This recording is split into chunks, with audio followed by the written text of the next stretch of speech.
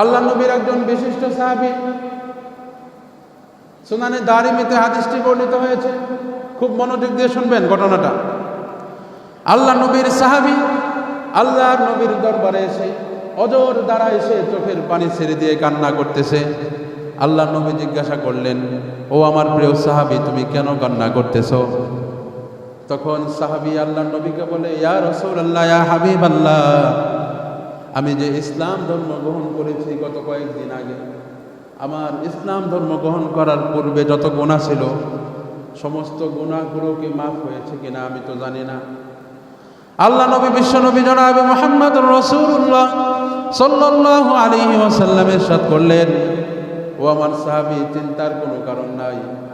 মানুষ ইসলাম ধর্ম গ্রহণ করার পূর্বে যত ধরনের অপরাধ করে, আল্লাহ রব্বুল আলামিন ইসলাম ধর্ম গ্রহণ করার কারণে তার পিছনের জিন্দেগির তামাম গুনাহগুলো মাফ করে দেয়। বলেন সুবহানাল্লাহ।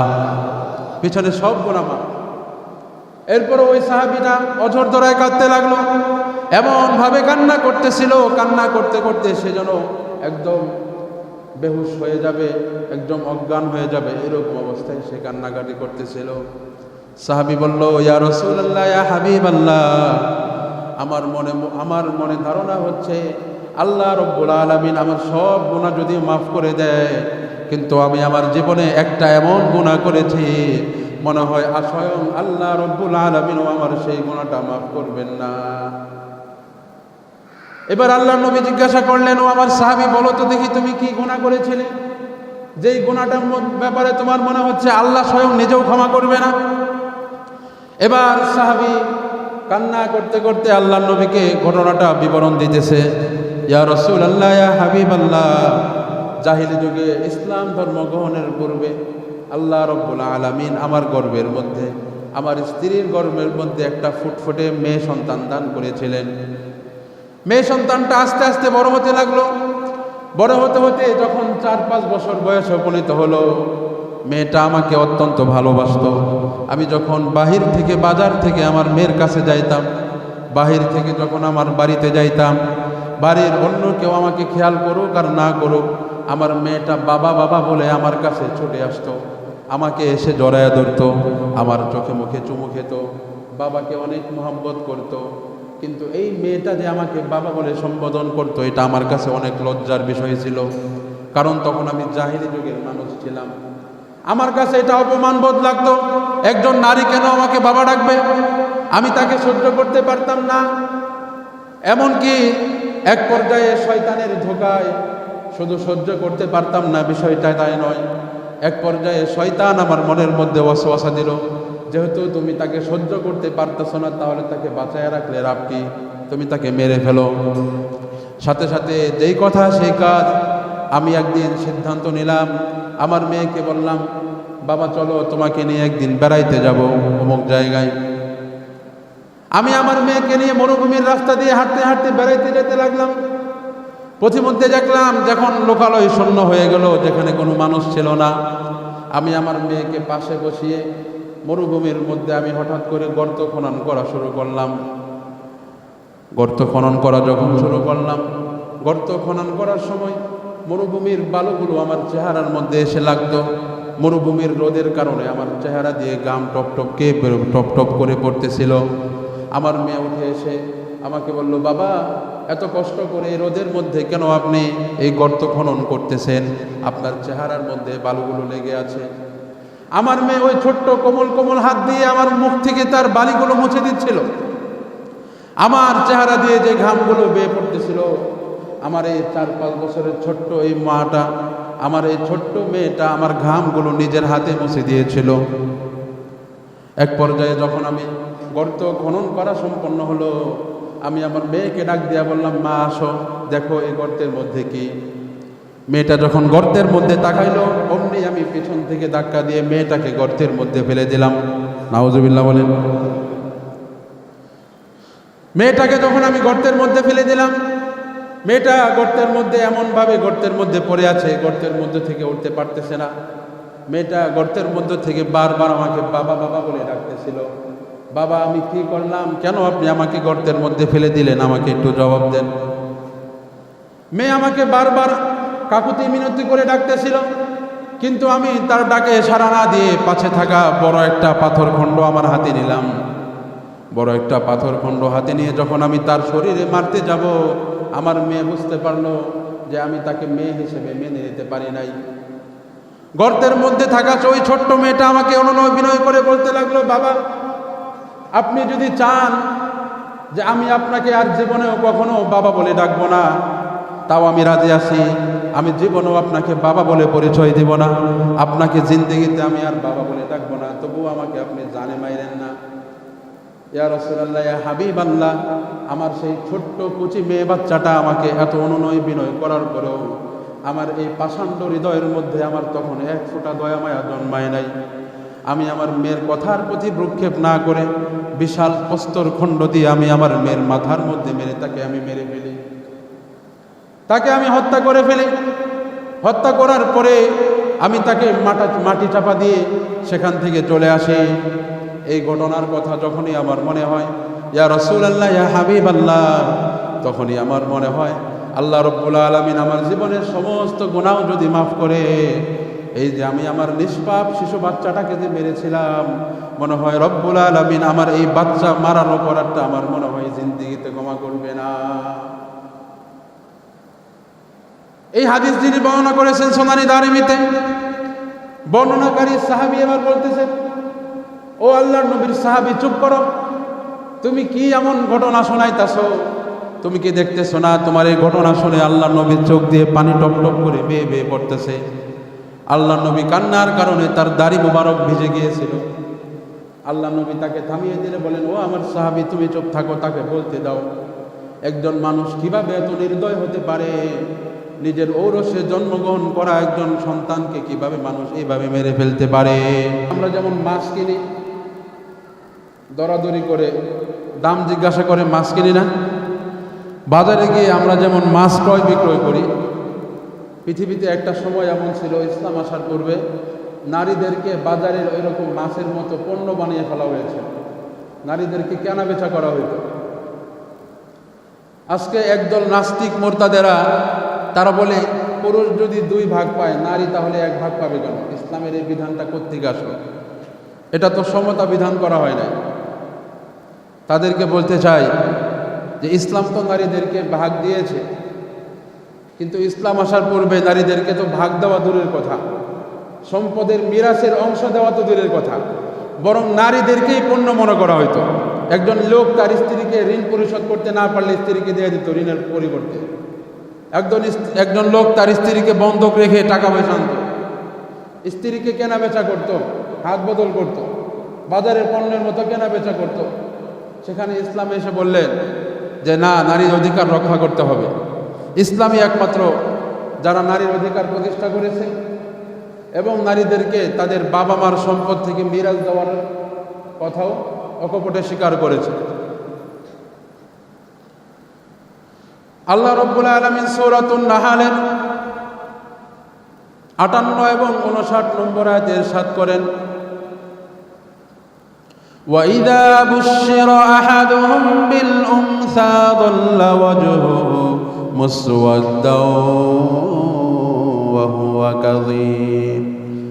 জাহিলি যুগের মানুষেরা এমন ছিল, যখন জাহিলি যুগের মানুষের কন্যা সন্তান জন্মগ্রহণ করত, দল্লা ওয়াজহুহু মুসওয়াদ্দাও ওয়া হুয়া কাযীম, তখন জাহিলি যুগের মানুষের চেহারাগুলো একদম লজ্জায় মলিন হয়ে যেত।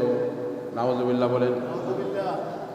যখন মেয়ে সন্তান হওয়ার সংবাদ পাইত, তখনই তাদের চেহারা মলিন হয়ে যেত, লজ্জায় মুখ ঢাকত। ইয়াতাওয়ারা মিনাল কওমি মিন সুই মা বুশিরা বিহি আয়ুমসিকুহু আলা হুনিন আম ইয়াদুসসুহু ফিত তুরাব। কন্যা সন্তান জন্মগ্রহণ করলে তারা দ্বিধাদ্বন্দ্বে পড়ে যেত, হায়রে আমি কিভাবে মানুষের সামনে মুখ দেখাবো? আমি কি নিজের মুখ আড়াল করে রাখবো, নাকি আমার এই কন্যা সন্তানকে জীবিত দাফন করে দেব? আমি বুঝতে পারতেছি না। ইয়াতাওয়ারা মিনাল কওমি মিন সুই মা বুশিরা বিহি আয়ুমসিকুহু আলা হুনিন আম ইয়াদুসসুহু ফিত তুরাব আলা সাআ মা ইয়াহকুমুন।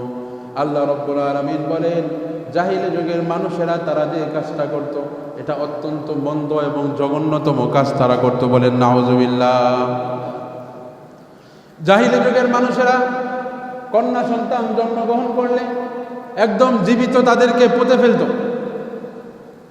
এই কথাটাই রব্বুল আলামিন পবিত্র কোরআনে সূরাতুত তাকবীরের মধ্যে 8 এবং 9 নম্বর আয়াতে ইরশাদ করেছেন, ওয়া ইদাল মাউউদাতু সুইলাত বিআইয়ি যামবিন কুতিলাত। কিয়ামতের দিন যে সমস্ত নারীদেরকে, যে সমস্ত কন্যা শিশুদেরকে জীবিত পুঁতে ফেলা হতো, তাদেরকে আল্লাহ রব্বুল আলামিন জিজ্ঞাসা করবেন যে তোমাদেরকে এরকম জীবিত তোমাদেরকে মেরে ফেলা হতো, পুঁতে ফেলা হতো। তখন যে সমস্ত বাবারা তাদের সাথে এরকম অপরাধ করেছে, রব্বুল আলামিন কিয়ামতের দিন তাদেরকে জাহান্নামের আগুনে ভস্ম করে দিবেন। বলেন নাউজুবিল্লাহ। আল্লাহ নবীর একজন বিশিষ্ট সাহাবী, সুনানে দারিমিতে হাদিসটি বর্ণিত হয়েছে, খুব মনোযোগ দিয়ে শুনবেন ঘটনাটা। আল্লাহ নবীর সাহাবী আল্লাহর নবীর দরবারে এসে অজর দ্বারা এসে চোখের পানি ছেড়ে দিয়ে কান্না করতেছে। আল্লাহ নবী জিজ্ঞাসা করলেন, ও আমার প্রিয় সাহাবী, তুমি কেন কান্না করতেছো? তখন সাহাবী আল্লাহ নবীকে বলে, ইয়া রাসূলুল্লাহ, ইয়া হাবিবাল্লাহ, আমি যে ইসলাম ধর্ম গ্রহণ করেছি গত কয়েকদিন আগে, আমার ইসলাম ধর্ম গ্রহণ করার পূর্বে যত গুনাহ ছিল সমস্ত গুনাহগুলোকে মাফ হয়েছে কিনা আমি তো জানি না। আল্লাহ নবী বিশ্ব নবী জনাবে মুহাম্মদুর রাসূলুল্লাহ সাল্লাল্লাহু আলাইহি ওয়াসাল্লাম ইরশাদ করলেন, ও আমার সাহাবী, চিন্তার কোনো কারণ নাই। মানুষ ইসলাম ধর্ম গ্রহণ করার পূর্বে যত ধরনের অপরাধ করে, আল্লাহ রাব্বুল আলামিন ইসলাম ধর্ম গ্রহণ করার কারণে তার পিছনের জিন্দেগির তামাম গুনাহগুলো মাফ করে দেয়। বলেন সুবহানাল্লাহ। পিছনে সব গুনাহ মাফ। এরপর ওই সাহাবীটা অঝর ধরায় কাঁদতে লাগলো, এমন ভাবে কান্না করতেছিল, কান্না করতে করতে সে যেন একদম বেহুশ হয়ে যাবে, একদম অজ্ঞান হয়ে যাবে, এরকম অবস্থায় সে কান্নাকাটি করতেছিল। সাহাবী বলল, ইয়া রাসূলুল্লাহ, ইয়া হাবিবাল্লাহ, আমার মনে ধারণা হচ্ছে আল্লাহ রাব্বুল আলামিন আমার সব গুনাহ যদি মাফ করে দেয়, কিন্তু আমি আমার জীবনে একটা এমন গুনাহ করেছি মনে হয় স্বয়ং আল্লাহ রাব্বুল আলামিনও আমার সেই গুনাহটা মাফ করবেন না। এবার আল্লাহ নবী জিজ্ঞাসা করলেন, ও আমার সাহাবী, বলো তো দেখি তুমি কি গুনাহ করেছিলে, যেই গুনাহটার ব্যাপারে তোমার মনে হচ্ছে আল্লাহ স্বয়ং নিজেও ক্ষমা করবে না। এবার সাহাবী কান্না করতে করতে আল্লাহ নবীকে ঘটনাটা বিবরণ দিতেছে। ইয়া রাসূলুল্লাহ, ইয়া হাবিবাল্লাহ, জাহিলি যুগে ইসলাম ধর্ম গ্রহণের পূর্বে আল্লাহ রাব্বুল আলামিন আমার গর্ভের মধ্যে, আমার স্ত্রীর গর্ভের মধ্যে একটা ফুটফুটে মেয়ে সন্তান দান করেছিলেন। মেয়ে সন্তানটা আস্তে আস্তে বড় হতে লাগলো। বড় হতে হতে যখন 4-5 বছর বয়সে উপনীত হলো, মেয়েটা আমাকে অত্যন্ত ভালোবাসতো। আমি যখন বাজার থেকে আমার মেয়ের কাছে যাইতাম, বাহির থেকে যখন আমার বাড়িতে যাইতাম, বাড়ির অন্য কেউ আমাকে খেয়াল করুক আর না করুক, আমার মেয়েটা বাবা বাবা বলে আমার কাছে ছুটে আসতো, আমাকে এসে জড়ায়া ধরতো, আমার চোখে মুখে চুমু খেত, বাবাকে অনেক মহব্বত করতো। কিন্তু এই মেয়েটা যে আমাকে বাবা বলে সম্বোধন করতো, এটা আমার কাছে অনেক লজ্জার বিষয় ছিল, কারণ তখন আমি জাহিলি যুগের মানুষ ছিলাম। আমার কাছে এটা অপমান বোধ লাগতো, একজন নারী কেন আমাকে বাবা ডাকবে, আমি তাকে সহ্য করতে পারতাম না। এমনকি এক পর্যায়ে শয়তানের ধোঁকায় শুধু সহ্য করতে পারতাম না, বিষয়টা তাই নয়, এক পর্যায়ে শয়তান আমার মনের মধ্যে ওয়াসওয়াসা দিল, যেহেতু তুমি তাকে সহ্য করতে পারতেছো না, তাহলে তাকে বাঁচায় রাখলে লাভ কি, তুমি তাকে মেরে ফেলো। সাথে সাথে যেই কথা সেই কাজ। আমি একদিন সিদ্ধান্ত নিলাম, আমার মেয়েকে বললাম, বাবা চলো তোমাকে নিয়ে একদিন বেড়াইতে যাব অমুক জায়গায়। আমি আমার মেয়েকে নিয়ে মরুভূমির রাস্তা দিয়ে হাঁটতে হাঁটতে বেড়াইতে যেতে লাগলাম। পথিমধ্যে দেখলাম যখন লোকালয় শূন্য হয়ে গেল, যেখানে কোনো মানুষ ছিল না, আমি আমার মেয়েকে পাশে বসিয়ে মরুভূমির মধ্যে আমি হঠাৎ করে গর্ত খনন করা শুরু করলাম। গর্ত খনন করা যখন শুরু করলাম, গর্ত খনন করার সময় মরুভূমির বালুগুলো আমার চেহারার মধ্যে এসে লাগতো। মরুভূমির রোদের কারণে আমার চেহারা দিয়ে ঘাম টপ টপ করে পড়তেছিল। আমার মেয়ে উঠে এসে আমাকে বলল, বাবা এত কষ্ট করে রোদের মধ্যে কেন আপনি এই গর্ত খনন করতেছেন? আপনার চেহারার মধ্যে বালুগুলো লেগে আছে। আমার মেয়ে ওই ছোট্ট কোমল কোমল হাত দিয়ে আমার মুখ থেকে তার বালিগুলো মুছে দিচ্ছিল। আমার চেহারা দিয়ে যে ঘামগুলো বেয়ে পড়তেছিল, আমার এই 4-5 বছরের ছোট্ট এই মাটা, আমার এই ছোট্ট মেয়েটা আমার ঘামগুলো নিজের হাতে মুছে দিয়েছিল। এক পর্যায়ে যখন আমি গর্ত খনন করা সম্পন্ন হলো, আমি আমার মেয়েকে ডাক দিয়া বললাম, মা আসো, দেখো এই গর্তের মধ্যে কি। মেয়েটা যখন গর্তের মধ্যে তাকাইলো, অমনি আমি পিছন থেকে ধাক্কা দিয়ে মেয়েটাকে গর্তের মধ্যে ফেলে দিলাম। নাউজুবিল্লাহ বলেন। মেয়েটাকে যখন আমি গর্তের মধ্যে ফেলে দিলাম, মেয়েটা গর্তের মধ্যে এমনভাবে গর্তের মধ্যে পড়ে আছে, গর্তের মধ্যে থেকে উঠতে পারতেছে না। মেয়েটা গর্তের মধ্যে থেকে বারবার আমাকে বাবা বাবা বলে ডাকতেছিল। বাবা আমি কি করলাম? কেন আপনি আমাকে গর্তের মধ্যে ফেলে দিলেন? আমাকে একটু জবাব দেন। মেয়ে আমাকে বারবার কাকুতি মিনতি করে ডাকতেছিল, কিন্তু আমি তার ডাকে সাড়া না দিয়ে পাশে থাকা বড় একটা পাথর খণ্ড আমার হাতে নিলাম। বড় একটা পাথর খণ্ড হাতে নিয়ে যখন আমি তার শরীরে মারতে যাব, আমার মেয়ে বুঝতে পারলো যে আমি তাকে মেয়ে হিসেবে মেনে নিতে পারি নাই। গর্তের মধ্যে থাকা ওই ছোট্ট মেয়েটা আমাকে অনুনয় বিনয় করে বলতে লাগলো, বাবা আপনি যদি চান যে আমি আপনাকে আর জীবনেও কখনো বাবা বলে ডাকবো না, তাও আমি রাজি আছি।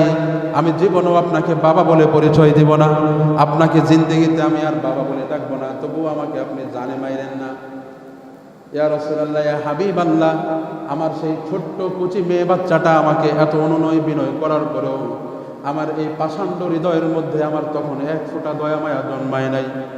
আমি আমার মেয়ের কথার প্রতি ভ্রুক্ষেপ না করে বিশাল প্রস্তর খণ্ড দিয়ে আমি আমার মেয়ের মাথার মধ্যে মেরে তাকে আমি মেরে ফেলি, তাকে আমি হত্যা করে ফেলি। হত্যা করার পরে আমি তাকে মাটি চাপা দিয়ে সেখান থেকে চলে আসি।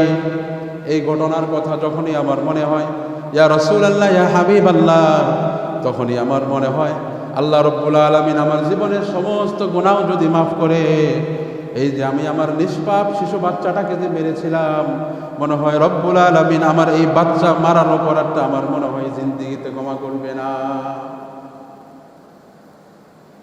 এই হাদিস যিনি বর্ণনা করেছেন সুনানি দারিমিতে, বর্ণনাকারী সাহাবী এবার বলতেছেন, ও আল্লাহর নবীর সাহাবী চুপ করো, তুমি কি এমন ঘটনা শোনাইতাছো? তুমি কি দেখতেছো না তোমার এই ঘটনা শুনে আল্লাহর নবীর চোখ দিয়ে পানি টপ টপ করে বেয়ে বেয়ে পড়তেছে। আল্লাহর নবী কান্নার কারণে তার দাড়ি মোবারক ভিজে গিয়েছিল। আল্লাহর নবী তাকে থামিয়ে দিলে বলেন, ও আমার সাহাবী তুমি চুপ থাকো, তাকে বলতে দাও। একজন মানুষ কিভাবে এত নির্দয় হতে পারে? নিজের ঔরসে জন্মগ্রহণ করা একজন সন্তানকে কিভাবে মানুষ এইভাবে মেরে ফেলতে পারে? এরপরে আল্লাহ নবী, বিশ্ব নবী জনাবে মুহাম্মদুর রাসূলুল্লাহ সাল্লাল্লাহু আলাইহি ওয়াসাল্লাম এরপরে সাহাবীদেরকে ডাক দিয়ে খুব সুন্দরভাবে বুঝাইলেন, ও আমার সাহাবায়ে কেরাম, কেন তোমরা এমন করতে? জাহিলি যুগের মানুষ কেন এমন করতে? ইসলাম তোমাদের ওই সমস্ত বিষয়গুলো হারাম করে দিয়েছেন। আল্লাহ রব্বুল আলামিন তোমাদেরকে সুসংবাদ দিয়ে বলতেছেন, যে ব্যক্তির ঘরে সর্বপ্রথম কন্যা সন্তান জন্মগ্রহণ করে, স্বয়ং আল্লাহ রব্বুল আলামিন ওই ঘরওয়ালাদের মধ্যে বরকত দান করে দিবেন। বলেন সুবহানাল্লাহ। শুধু তাই নয়, আল্লাহ নবী সাহাবায়ে কেরাম থেকে বর্ণিত আছে, আল্লাহ নবী যখন বিভিন্ন সময় লম্বা লম্বা সফরে যাইতেন, সফরে যাওয়ার পূর্বে আল্লাহ নবী তার ঘরওয়ালাদের সাথে সাক্ষাৎ করে করে সফরে যাইতেন। সর্বশেষ যার সাথে আল্লাহ নবী সাক্ষাৎ করতেন তিনি ছিলেন তার কলিজার টুকরা কন্যা হযরত ফাতেমাতুজ জাহরা রাদিয়াল্লাহু তাআলা আনহা। সফরে বের হওয়ার আগে সর্বশেষ যার সাথে তিনি সাক্ষাৎ করতেন তিনি হলেন তার কলিজার টুকরা সন্তান হযরত ফাতেমাতুজ জাহরা। 2 মাস 3 মাস 6 মাস সফর করে যখন আবার ফিরে আসতেন, সফর থেকে ফিরে এসে আগে পরিবারের অন্য কারো সাথে নয়, সর্বপ্রথম আগে এসে আল্লাহর নবী হযরত ফাতেমাতুজ জাহরা রাদিয়াল্লাহু তাআলা আনহার ঘরে এসে প্রবেশ করতেন। বলেন না সুবহানাল্লাহ। আল্লাহর নবী কন্যা সন্তানকে এত বেশি ভালোবাসতেন।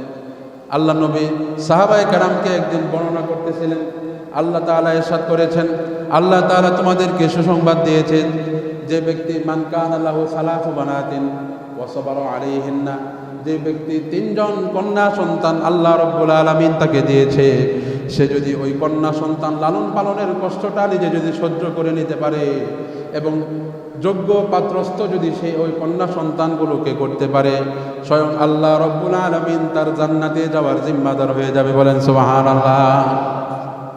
3 জন কন্যা সন্তান আল্লাহ যদি কাউকে দেয়, 3 জন মেয়ে, সে যদি তাদেরকে লালন পালনের কষ্টের উপর ধৈর্য ধারণ করতে পারে এবং নেককার পাত্রের হাতে তুলে দিতে পারে, তাহলে 3 জন কন্যা সন্তান লালন করার কারণে আল্লাহ রব্বুল আলামিন তাকে জান্নাত দিয়ে দেবে। পাশ থেকে একজন সাহাবী জিজ্ঞাসা করলো, ইয়া রাসূলুল্লাহ, ইয়া হাবিবাল্লাহ, কারো যদি 3 জন কন্যা সন্তান না হয়, কারো যদি মাত্র 2 জন কন্যা সন্তান থাকে, তাদেরকে লালন পালন করলে তার জন্য কি জান্নাতের সুসংবাদ নাই? এবার আল্লাহর নবী বিশ্বনবী জনাবে মুহাম্মদুর রাসূলুল্লাহ সাল্লাল্লাহু আলাইহি ওয়াসাল্লাম বললেন, যার 2 জন কন্যা সন্তান আছে, সে যদি তার 2 জন মেয়েকেও যদি এভাবে লালন পালন করে, তাদেরকেও আল্লাহ তাআলা জান্নাত নসিব করে দিবেন। সুবহানাল্লাহ। তো আস্তে করে আপনারা কি ঘুমাইতেছে? পাশ থেকে আরেকজন সাহাবী ডাক দিয়ে বললেন, ইয়া রাসূলুল্লাহ, ইয়া হাবিবাল্লাহ, আমার তো 2 জন কন্যা সন্তান নাই, আমার তো মাত্র 1 জন কন্যা সন্তান। আমি যদি আমার ওই 1 জন কন্যা সন্তানের সাথে এরকম আচরণ করি, তাকে লালন পালনের কষ্টের উপর যদি আমি ধৈর্য ধারণ করে তাকে যদি নেককার পাত্রর হাতে তুলে দিতে পারি, তাহলে আমি কি এই সুসংবাদ পাবো না? আল্লাহ নবী বললেন, 1 জন মেয়েকেও যদি কেউ সঠিকভাবে লালন পালন করে নেককার পাত্রের হাতে তুলে দিতে পারে, রব্বুল আলামিন তাকেও জান্নাতুল ফিরদাউস নসিব করবে দিবেন। বলেন সুবহানাল্লাহ। কত বড় বুঝে! 100 জন ছেলে সন্তান লালন পালন করলে একটা জান্নাত পাওয়া যাবে, এরকম সার্টিফিকেট আল্লাহ রাসূল দেয় নাই। কিন্তু একজন নারীর ব্যাপারে, একজন মেয়ে সন্তানের ব্যাপারে আল্লাহ নবী এই সুসংবাদটা দিয়েছেন। তাহলে ইসলাম নারীর অধিকার প্রতিষ্ঠা করছে না করে নাই? একটু জোরে কোন। ইসলাম শুধু মেয়ে হিসাবে নয়, ইসলাম একজন নারীকে মেয়ে হিসাবে যেরকম সম্মান দিয়েছে, একজন নারী যখন বড় হওয়ার পরে স্বামীর ঘরে যায়, সে যখন স্ত্রী হয়, স্ত্রী হিসেবেও ইসলাম ধর্ম একজন নারীকে শ্রেষ্ঠ মর্যাদা দান করেছেন। বলেন সুবহানাল্লাহ।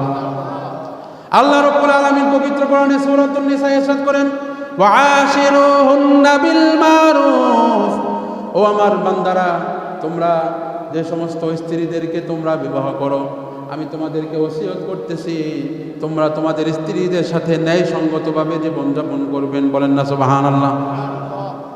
স্ত্রীর সাথে ন্যায়সঙ্গত আচরণ করতে হবে, ভালো আচরণ করতে হবে, এই ওসিয়ত করেছেন আল্লাহ। আল্লাহ নবী বিশ্বনবী জনাবে মুহাম্মদুর রাসূলুল্লাহ সাল্লাল্লাহু আলাইহি ওয়াসাল্লাম হাদিস শরীফে ইরশাদ করেছেন, একদম সহিহ হাদিস। আল্লাহ নবী বলেন, খায়রুকুম খায়রুকুম লিআহলিহি ওয়া আনা খায়রুকুম লিআহলি।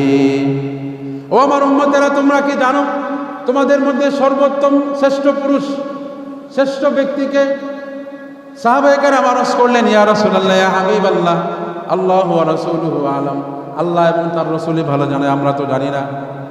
সাহাবায়ে কেরামকে আল্লাহ নবী বললেন, তোমাদের মধ্যে শ্রেষ্ঠ ব্যক্তি হলো ওই ব্যক্তি যে তার স্ত্রীর কাছে ভালো। বলেন না সুবহানাল্লাহ। একজন পুরুষ ভালো না মন্দ, এই সার্টিফিকেট তার স্ত্রী যদি দেয় তাহলে সে ভালো, আর যদি স্ত্রী সার্টিফিকেট দেয় সে মন্দ, তাহলে সে মন্দ। তাহলে স্ত্রী হিসেবেও নারীকে ইসলাম মর্যাদা দিয়েছে না দেয় নাই? এবার আসুন, একজন মেয়ের 3 নম্বরে যে হালত, একজন মেয়ে হিসাবে, কন্যা হিসেবে ইসলাম তার অধিকার প্রতিষ্ঠা করেছে। একজন মেয়ে স্ত্রী হিসেবে ইসলাম তার অধিকার প্রতিষ্ঠা করেছে। একজন মেয়ে বিবাহের পরে যখন সে মা হয়, তার ঘরে যখন সন্তান জন্মগ্রহণ করে, তখন মা হিসেবে একজন নারীকেও ইসলাম সম্মানের সর্বোচ্চ স্তরে আসীন করেছেন। বলেন সুবহানাল্লাহ। হযরত আবু হুরায়রা রাদিয়াল্লাহু তাআলা আনহু বর্ণনা করেন, একজন সাহাবী আতা রাসূলুল্লাহ সাল্লাল্লাহু আলাইহি ওয়াসাল্লাম, একজন সাহাবী আল্লাহর নবী বিশ্বনবী জনাবে মুহাম্মদুর রাসূলুল্লাহ সাল্লাল্লাহু আলাইহি ওয়াসাল্লামের কাছে একজন সাহাবী আসলেন, এসে জিজ্ঞাসা করলেন, ইয়া রাসূলুল্লাহ, ইয়া হাবিবাল্লাহ, মান আহাক্কুন নাসি বিহুসনি সাহাবাতি। ইয়া রাসূলুল্লাহ, ইয়া হাবিবাল্লাহ, পৃথিবীতে অনেক মানুষ আছে, আমার আশেপাশে আমার সমাজে অনেক মানুষ আছে, আমার আত্মীয় স্বজন, আমার পরিবারের মধ্যে অনেক মানুষ আছে। আপনার কাছে জানতে চাই, পৃথিবীর মধ্যে সবচাইতে উত্তম আচরণ আমি কার সাথে করি? আজকে একদল নাস্তিক মুরতাদ আছে, পশ্চিমাদের দালাল কিছু আছে, যারা বলতে চায় যে ইসলাম ধর্ম মুসলমানদেরকে, বিশেষ করে মুসলিম ধর্মের নারীদেরকে তাদের নারীত্বের অধিকার ভালোভাবে সঠিকভাবে আদায় করে নেয়। খুবই আশ্চর্যের এবং হতাশার বিষয়, ইসলাম ধর্মটা নিয়ে তারা যে মন্তব্য করতেছে, ইসলাম ধর্ম নিয়ে তারা একবার স্টাডি করে দেখো যে ইসলাম ধর্ম নারীকে কিভাবে তাদের অধিকার প্রতিষ্ঠা করেছে। এটার কোনো খবর নাই। খালি নারী অধিকার সংস্কার কমিশনের কাছে কি সরকারের কাছে আবেদন করতেছে যে কি নারীদের অধিকার রক্ষা হচ্ছে না, নারীদের অধিকারে আরো কিছু আপডেট করতে হবে। কি কি আপডেট করতে হবে? এক নম্বর, তারা বলে নারীদেরকে তাদের যে পিতামাতার সম্পদের ভাগ দেওয়া হয়, পুরুষকে দেওয়া হয় 2 ভাগ, নারীকে দেওয়া হয় 1 ভাগ। এটা তাদের উপর বৈষম্য হচ্ছে, এই বৈষম্য দূর করতে হবে। নারী পুরুষ সমান অধিকার, নারীকেও যতটুকু সম্পদ দেওয়া হবে, পুরুষকে ততটুকু সম্পদ দেওয়া হবে। আচ্ছা বলেন তো, আমাদের সমাজে, বর্তমান সমাজে নারীকে যে 1 ভাগ দেওয়ার কথা, এই 1 ভাগই কি সবাই দিতেছে? কথা কয় না? আপনারা কি ঘুমায় গেছেন গা? তো হ্যাঁ না কিছু বলেন। এই যে ইসলাম বলেছে যে নারীকে 1 ভাগ আর পুরুষকে 2 ভাগ দিতে হবে, এই 1 ভাগ সব বাবা মা কি নারীদেরকে দিতেছে? আমাদের সমাজে অনেক এমন বাবা মা আছে, বিবাহের দিন মেয়েকে বিবাহ দেওয়ার সময় বলে দেয়, মা তোমাকে ছোটবেলা থেকে লালন পালন করেছি, আজকে তোমাকে বিবাহ দিয়ে দিলাম, তোমার উপর আমাদের দায়িত্ব শেষ, আমাদের সম্পদ যা আছে এগুলো তোমাদের ভাইরাই নেবে, তোমার ভাইরাই এগুলো নেবে, সম্পদের উপর তোমার কোনো দাবি রাখো না, বাবা হিসাবে মা হিসাবে তোমাকে আমরা দোয়া করে দিলাম। কি এমন আছে না? তখন তাদেরকে বলে দেওয়া উচিত যে তোমাকে দোয়া খেতা করি, আমার সম্পদ দেওয়ার পরে দোয়া করলে করবা, না করলে না। কথা কোন ঠিক না? ইসলাম যে নারীর 1 ভাগ দেওয়ার কথা বলছে, এই 1 ভাগ তো দিতেছে না, তাহলে কেন সমান অধিকারের কথা বলতেছে? এরা মূলত পশ্চিমাদের হুকুম মান্য করতেছে। এখানে পশ্চিমা যারা আছে, ইউরোপীয় যারা আছে, এরা যদিও অর্থনৈতিকভাবে, এরা যদিও উন্নতির দিক দিয়ে আমাদের থেকে হয়তো 500 বছর আগে গেছে, আমাদের থেকে 1000 বছর আগে গেছে, কিন্তু পারিবারিক যে মেলবন্ধন, পারিবারিক এই মেলবন্ধনের রক্ষা করার ক্ষেত্রে তারা আমাদের থেকে কমপক্ষে 500 বছর পিছায় আছে। এটা আপনারা মানেন? এরা নারী পুরুষ সমান অধিকার করে, নারীদেরকে বিভিন্ন এমন অধিকার তাদেরকে দিয়েছে যে এখন পশ্চিমাদের, ইউরোপীয়দের তাদের পরিবারের কোনো অবকাঠামোই ঠিক নাই, তাদের পরিবার ভেঙে গেছে, তাদের পরিবার ব্যবস্থা একদম ধ্বংস হয়ে গিয়েছে। স্বামী আর স্ত্রী আলাদা আলাদা থাকে, বাবা মার সাথে সন্তানের কোনো রিলেশন নাই, সন্তান চেনে না তার বাবাকে তার মাকে, এরকম একটা অবস্থা। পরিবার যে বিষয়ক যে ব্যবস্থাপনা আছে এটা একদম ধ্বংস হয়ে গেছে। তো ইউরোপীয়রা, পশ্চিমারা চাচ্ছে যে আমাদের এই এশিয়া, এই মহাদেশের এই দক্ষিণ এশিয়াতে মুসলিম কান্ট্রিগুলো যেগুলো আছে, এই মুসলিম কান্ট্রিগুলোতে মুসলমানদের পারিবারিক ব্যবস্থা এত সুন্দর কীভাবে, তাদের এই পারিবারিক ব্যবস্থাও ধ্বংস করতে হবে। এই ধ্বংস করার জন্য ওই পশ্চিমা কৃষ্টি কালচার, তারা নারীদেরকে যে অধিকারগুলো দিয়েছিল ওই অধিকারগুলো এখানে সাপ্লাই করতে চাইতেছে, সাপ্লাই করে আমাদের পরিবার বিষয়ক যেই ব্যবস্থাপনা আছে এটাও তাদের মধ্যে ধ্বংস করে দিতে চাই। একজন নারী যখন সে জেনে যাবে যে আমার ভাইকে যতটুকু দিবে সম্পদ আমাকেও ততটুকু দিতে হবে, তখন বাবার সাথে, মার সাথে, তার স্বামীর সাথে, তার ভাইয়ের সাথে মনোমালিন্য হবে না? ঝগড়া হবে না? পরিবার ব্যবস্থা তখন টিকবে না। অথচ এই বেকুবরা যদি একটু ভালো করে চিন্তা ফিকির করতো তাহলে তারা বুঝতে পারতো যে ইসলাম আসলে নারীকে কম দেয় নাই, বরং ইসলাম নারীকে যতটুকুই দিয়েছে এতটুকুই নারীকে বেশি দিয়েছে। বুঝে আসে না? কিভাবে বেশি দিয়েছে? পুরুষ পাইব 2 ভাগ, নারী পাবে 1 ভাগ। বাবা যদি 3 টাকা সম্পদ রাখা যায়, ছেলে পাবে 2 টাকা, মেয়ে পাবে 1 টাকা। তাহলে ইসলাম নারীকে বেশি কেমনে দিল? আমরা তো দেখতেছি কম দিতেছে। কথা কন না, কম দিতেছে না? এখন আসুন আমরা বুঝি যে ইসলাম নারীকে যতটুকুই দিয়েছে এতটুকুই তার বেশি পাওয়া হয়েছে। কিভাবে? খুব ভালো করে বুঝবেন। একজন মানুষের জীবনে তিনটা ক্ষেত্র থাকে, তিনটা ধাপ থাকে। একজন ছেলে, একজন মেয়ে। সর্বপ্রথম ধাপ হলো জন্মের পর থেকে সে একজনের ছেলে থাকে অথবা একজনের মেয়ে থাকে। 2 নম্বর ধাপ, বিবাহের পরে একজন নারী স্ত্রী হয়, একজন পুরুষ সে স্বামী হয়। 3 নম্বর ধাপ, বিবাহের পরে যখন বাচ্চা কাচ্চা হয় একজন পুরুষ হয় বাবা, আর একজন নারী হয় মা। এই 3 ধাপের বাইরে কোনো ধাপ আছে? আমাদের সমাজ ব্যবস্থায় এই 3টা ধাপ।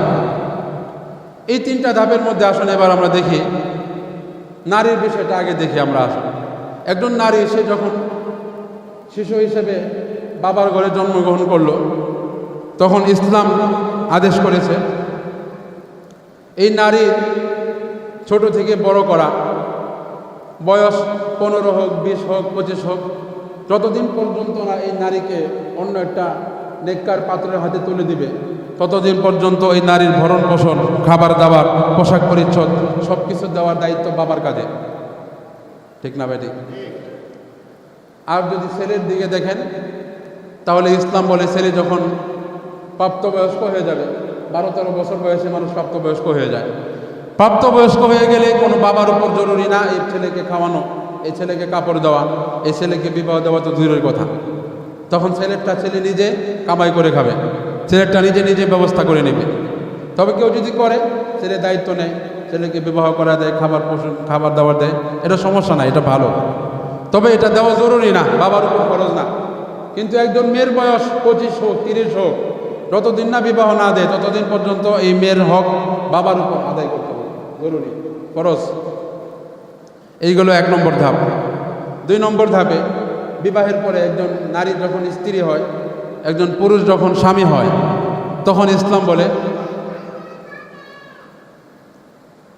ইসলাম বলে যে স্ত্রী তাদের এই সংসার চালানোর ক্ষেত্রে স্ত্রীর 1 টাকাও খরচ করতে হবে না, বরং স্বামীকে আদেশ করেছে তুমি যে বিবাহ করেছো স্ত্রীর ভরণ পোষণ যা কিছু লাগে, আলতা সোনো যত কিছু লাগে, ফেসওয়াশ যা কিছু আটামাটা জামাকে, এই সব কিছু স্বামীকে দিতে হবে। যত পোশাক পরিচ্ছদ লাগে, যত কিছু খাবার প্রয়োজন হয়, এই সব কিছু দেওয়ার দায়িত্ব পুরুষের। বাড়িতে মেহমান আসছে, শ্বশুর বাড়ির থেকে মেহমান আসছে, স্বামী এই কথা বলতে পারবে না তোমার বাপের বাড়িতে মেহমান আসছে, দাও 2000 টাকা দাও, বাজার করে আনি, বলা যাবে না। বাজার কে করতে হবে? স্বামীর করতে হবে। তাহলে দ্বিতীয় যে ধাপটা আমরা দেখলাম, এই ধাপের মধ্যে সম্পূর্ণ খরচটা পুরুষের উপর, মহিলার উপর 1 টাকা খরচ আছে। 2টা ধাপ গেল। 3 নম্বর ধাপে যদি আমরা আসি, একজন নারী যখন মা হয় আর একজন পুরুষ যখন বাবা হয়, ইসলাম বলে সন্তানের দায়িত্ব সম্পূর্ণ রক্ষণাবেক্ষণ, তার কাপড় চোপড়, তার খাবার দাবার, তার লেখাপড়ার, পড়াশোনার খরচ, টিউশনের খরচ, যাবতীয় যত খরচ আছে এগুলো সব বাবা দিবে। মার উপর 1 টাকা কোনো খরচ দিতে হবে না। কি বলেন? ঠিক আছে না? আমাদের সমাজে এমনটাই তো হইতেছে। তাহলে একজন মানুষ এর জীবনে যে 3টা ধাপ, মহিলার 3টা ধাপের কোনো ধাপে মহিলার কোনো খরচ নেই, আছে? কিন্তু পুরুষের জীবনে যে 3টা ধাপ, সে যখন ছেলে ছিল তখনও তার উপর খরচ, সে যখন স্বামী হইল তখন ওই স্ত্রীর খরচটা তার উপর, নিজের খরচ তো আছেই। সে যখন বাবা হইল তখন স্ত্রীর খরচও তার কাঁধে এবং তার সন্তানের খরচও তার কাঁধে। হিসাব অনুযায়ী পুরুষের খরচ সব জায়গায়, কিন্তু মহিলার 1 টাকাও খরচ হইতে না। এই হিসাবে উচিত ছিল পুরুষকে সম্পদের 16 আনাই দিয়ে দেওয়া। মহিলার যেহেতু কোনো খরচই করতে হয় না, সুতরাং মহিলাকে কোনো 0 আনা, একদম 1 আনা দেওয়া হবে না। এটা উচিত ছিল কিনা? কিন্তু ইসলাম দেখেন নারীদেরকে একদম মাহরুম করে নাই। নারীদের এই 3টা ধাপের মধ্যে কোনো ধাপে তাদের কোনো খরচ নাই। এরপরেও ইসলাম বলতেছে যে নারীরা পুরুষ যা পাবে এর অর্ধেক পাবে। 3 টাকার সম্পত্তির মধ্যে বাবার 2 টাকা পাবে ছেলে, 1 টাকা পাবে মেয়ে, একদম মাহরুম করে নেয়। জীবনের 3টা ধাপের প্রত্যেকটা ধাপে পুরুষের উপর সব খরচ থাকা সত্ত্বেও পুরুষকে দেওয়া হয়েছে মাত্র 8 আনা, আর নারীর কোনো খরচ ছাড়াই নারীকে দেওয়া হয়েছে 4 আনা। তাহলে কার লাভ বেশি? হ্যাঁ, আবার এই মেয়েটাই স্বামী মারা গেলে স্বামীর ওয়ারিসও পাবে। এই মেয়েটাই যখন তার ছেলে মারা যাবে ছেলের থেকেও ওয়ারিস পাবে। মানে সব দিক দিয়ে যদি যৌক্তিক দিক দিয়ে আমরা লক্ষ্য করি, মহিলার সম্পদ পাওয়ার কথাই না, এরপরও মহিলাদেরকে সম্পদ দিয়েছে। বাস্তব জীবনে একটা উদাহরণ দিয়ে যদি ভালো করে বোঝাই, দেখেন, মনে করেন আপনার দুইজন সন্তান আছে, একজন ছেলে একজন মেয়ে। ছেলের বয়স মনে করেন 17-18 বছর, মেয়ের বয়স মনে করেন 6-7 বছর। আপনার ছেলে আর মেয়ে যাচ্ছে নানি বাড়ি বেড়াইতে, তখন ছেলের পকেটে আপনি 500 টাকা দিলেন, মেয়ের পকেটে দিলেন 250 টাকা। 500 টাকা ছেলেরে দিয়া তাকে বলে দিলেন, বাবা নানি বাড়িতে যাইতে যে রিক্সা ভাড়া, যে বাস ভাড়া, যাওয়ার সময় রাস্তায় যদি জালমুড়ি খাইতে হয়, আইসক্রিম খাইতে হয়, এই সম্পূর্ণ খরচ, নানি বাড়িতে যদি কিছু নিয়ে যাইতে হয় হাতে কইরা, এই সম্পূর্ণ কিছু তোমার এই 500 টাকা থেকে করবা। আর মেয়ের পকেটে 250 টাকা দেওয়া বলছে যে ওকে যে 250 টাকা দিচ্ছে এর থেকে হাত দেওয়া যাবে না। রাস্তাঘাটে যত ভাড়া আছে, জালমুড়ির খরচ, আইসক্রিম খরচ, নানি বাড়িতে হাতে করে কিছু নিয়ে যাবা, এই কোনো কিছুর মধ্যে তোমার বোনের থেকে ধরতে পারবা না। হ্যাঁ, ছোটো মানুষ, হ্যাঁ অল্প টাকা দিছি, তোমার বেশি দিছি এই জন্য যাতে করে সব খরচটা তুমি বহন করতে পারো। এবার নানি বাড়ি যায় ছেলেটা হিসাব করে দেখতেছে, রাস্তায় বাস ভাড়া দিয়া, রিক্সা ভাড়া দিয়া, রাস্তায় আইসক্রিম, জালমুড়ি, চটপটি খায়া নানি বাড়িতে কিছু হাতে করে নিয়ে যায়, দেখে ছেলের পকেট শূন্য। কিন্তু যেই মেয়ে 7 বছরের, তাকে যে 250 টাকা দেওয়া দিয়েছিল বাবা, ওই 250 টাকা থেকে 249 টাকা হয় না, 250 থেকে 249 হয় নাই। এবার বলেন বন্টন কোনটা বড় হয়েছে? আপনারা ঘুমাইতেছে, পিছনের মানুষ ঘুমাইতেছে নাকি? বন্টন কোনটা বড় হয়েছে? ছেলেরে দিল 500, কিন্তু রাস্তার খরচ, রাস্তায় জালমুড়ি খাওয়ার খরচ, নানি বাড়িতে কি নিয়ে গেছে এই খরচ গিয়া ছেলের পকেটে এখন শূন্য। আর মেয়েকে দিছে 250, দেখতে দেখা যায় ছেলের অর্ধেক দিছে, এরে দিছে 500, এরে দিছে অর্ধেক, কিন্তু তার কোনো খরচই নাই, তার 250 তার পকেটে আছে, 1 টাকাও কমে নাই। এখন বন্টন কোনটা বড় হয়েছে, ছেলেরটা না মেয়েরটা?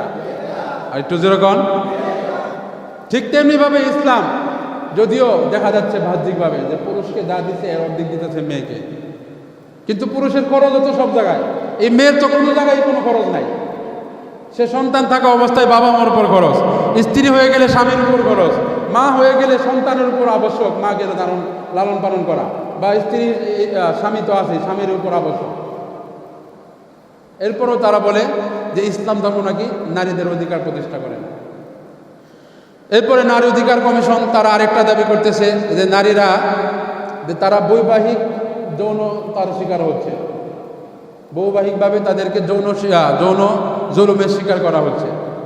স্বামী স্ত্রী একসাথে যে সহবাস করে, এটা স্ত্রীর অনেক সময় অনুমতি ছাড়া, স্ত্রীর